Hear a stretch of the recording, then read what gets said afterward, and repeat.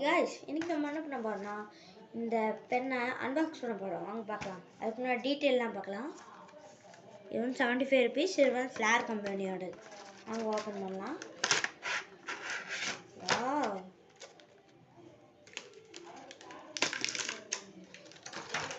இப்போ இதை ஓபன் பண்ணலாம். ஐயோ மறந்துட்டா பாருங்க. ஃபர்ஸ்ட் இந்த பென் பாடியை பார்ப்போம். Outer layer. வாவ்.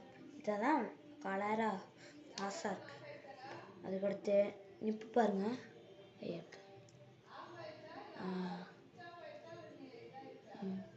நெக்ஸ்ட் இன்னும் கேட்ரேஜ் போடல, ஏன்னா பிரிக்கவே இல்லை.